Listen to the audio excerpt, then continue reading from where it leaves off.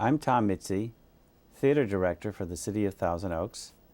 Today, my guest is Ed Trent, as we're talking about the Thousand Oaks Living History Project. Ed, welcome. Nice to be here. Ed, when did you move to the Conejo Valley? About 22 years ago. And what brought you here?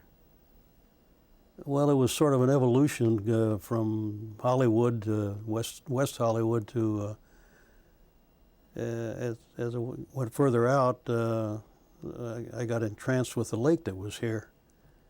We had some friends that were living on the lake, and we came out several times to play tennis at the Thousand Oaks Racket Club, which is no longer in business. And we liked sitting on the back porch of this individual's house and watching the boats go by on the lake. So we thought we'd like to live out here. I think in those days, the best we could do, these houses were about $30,000, $40,000 when they were first built. When we got here, what we bought was about $130,000, which is now worth about $600,000. The nice thing about this place, everybody wants to live here, and consequently, it's getting crowded, and that kind of bothers me. What are your earliest memories of the Conejo Valley? A lot of open space. In those days, I think Fiore was the mayor, and we were always thinking about having a nice place like the Plaza. And it was open. We lived off of Triunfo, and there was no traffic signals from Westlake Boulevard to Lindero Canyon. Now there's about 35 traffic signals.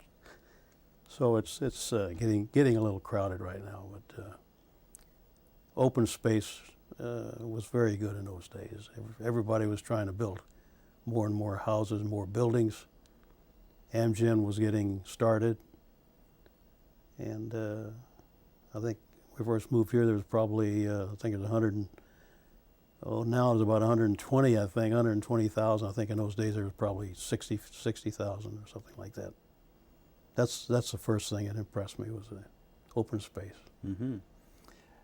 How else has Thousand Oaks grown since you've lived here? Well, every corner has a market in it. We got Costco's here up in Oxnard. We got a Costco's over here in Westlake, and it's what's impressed me is how fast it's grown, and how many more stores and factories and things. I'd like to go back another 10 years. If you were to take a trip and meet someone from another part of the country and describe to them Thousand Oaks and the Conejo Valley, what would you tell them? Well, this place impresses me. And I think we have one of the finest symphony any place between here and San Francisco or Los Angeles. I think we can compete with Los Angeles. We have a world-famed conductor. We have professional musicians, which is more than we had in those days. We had the Conejo Orchestra in those days. I was a board member at the time, and we used to have our concerts at the college up there in the gymnasium. So consequently, when it rained, we had a little competition going with the orchestra in the rain on a tin roof. But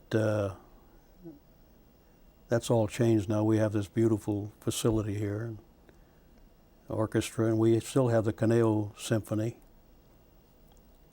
And we have the Promenade. Well, I just wondered sometimes if that's a little too much. It seems like every corner has another bunch of stores. But if I met someone, I would talk about the lake. The lake is a fabulous operation over there. And the city owns half of it, Westlake owns half of it. And it's a wonderful place to live if you can afford to live here. That's a big problem. Now you're on the board of the lake, the management board? Yes, the Westlake Lake Management. What kind of issues do you have to deal with in maintaining the Primarily dredging.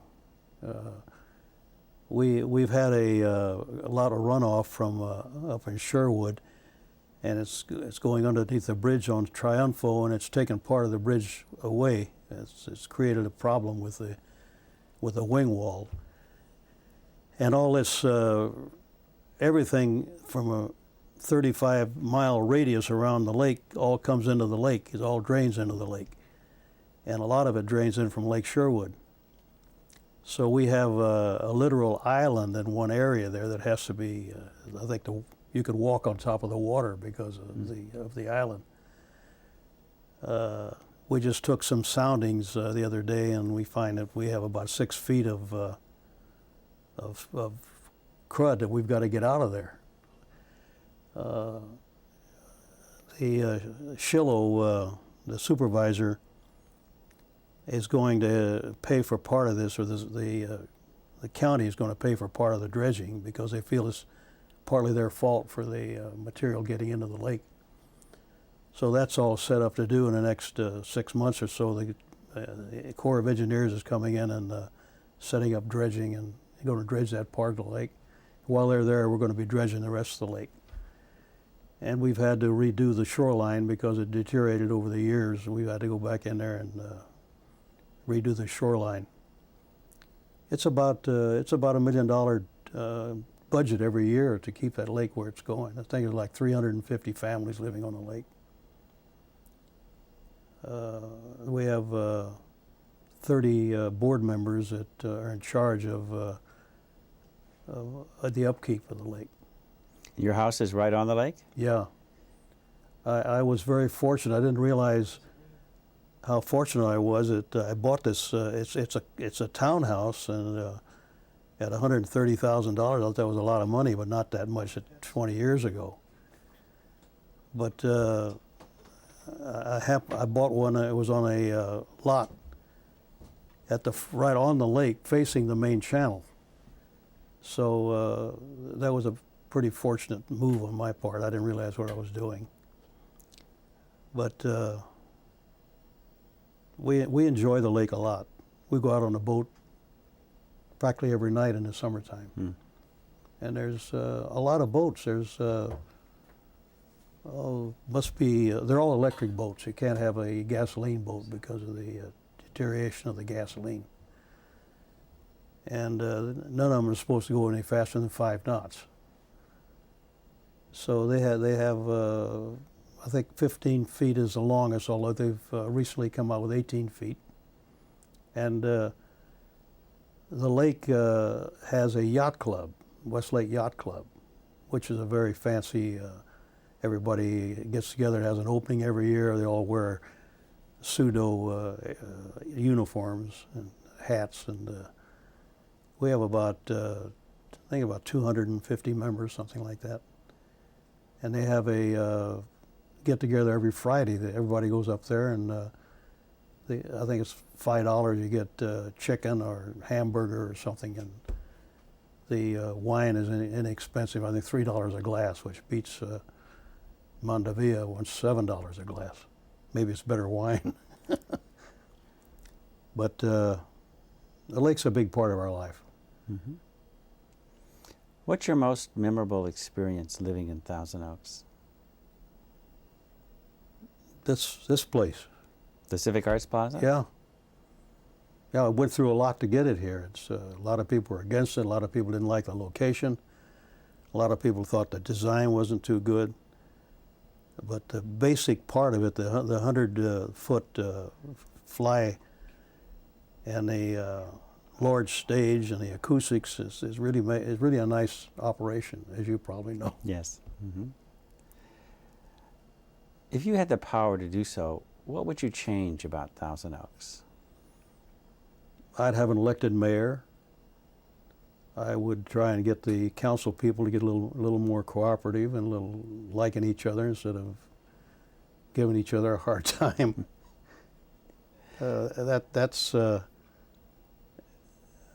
let's see, we don't have enough room for affordable housing.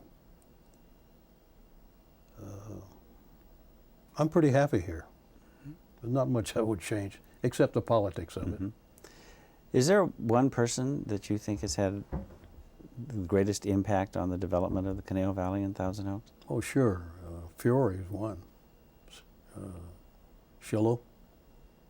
They were directly involved in building this place. And Fiore is probably the father of this company, or this operation. What's been your greatest personal accomplishment while living in Thousand Oaks? Being able to volunteer for things, and the self-satisfaction of being able to change things a little bit, either in the Council on Aging. I was on that for 5 years. I'm on a Mayor's Roundtable. I've been on that for about 5 years when it first started. I think Alois Zena started a Mayor's Roundtable. And being involved with the city in every way I can. I've been retired since I was 70, and that's over 10 years ago. I like to be involved with stuff. The Mayor's Roundtable, we get involved with just about everything in the city. We're an advisory committee. The other thing is the Financial Advisory Committee. It's comprised of 5 of us. We meet once every month or so. And I realize the city is very well financially well off. They have a lot of money in the bank. And what did you do before you retired? I was in manufacturing. I had a couple of companies, a foundry, and one of the companies I was involved with was a traffic signal company. I made the supporting hardware for traffic signals. You know the little button you push when you go across the street? Yes.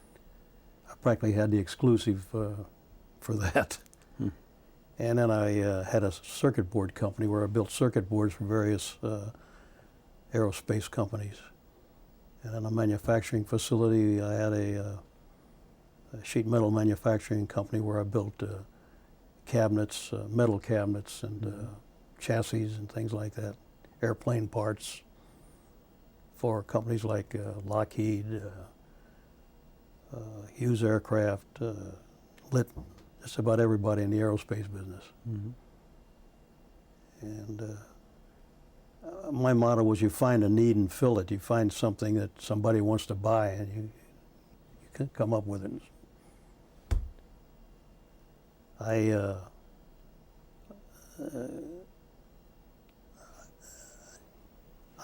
am a little unhappy with the city purchasing policies.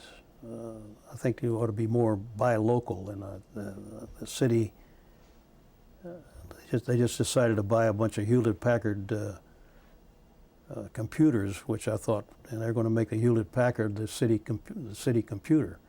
It takes them out of the competitive area where you can buy computers for, which are the same thing. You know, they just use the same parts and put them in a different box.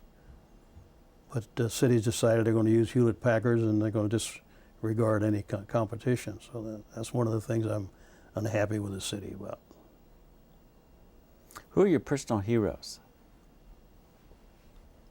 McCain. Oh.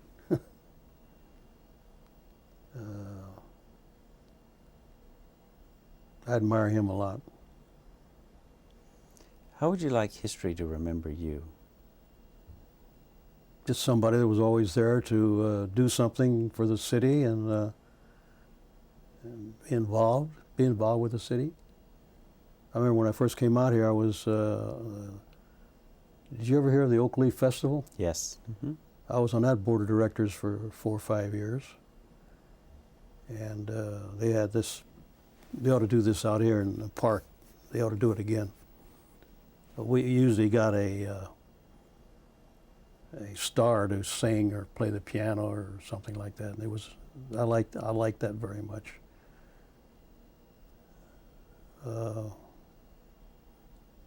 There's always something going on in Thousand Oaks.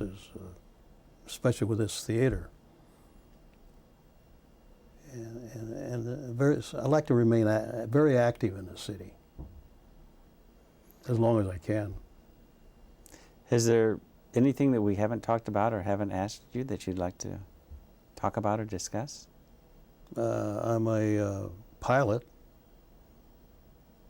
I was a fighter pilot in World War II in the Navy. That was quite a time. And when I was in business, I had over a period of time, I had 3 different airplanes. So I was doing a lot of flying. I'd like to fly now, but my wife thinks I'm crazy. She doesn't even like the way I drive. Well, Ed, thank you very much for being our guest today. It's very good. I think it's a good idea. There's a lot of people here who've done more than I have. But at least I'm there. We appreciate your coming. Thank you.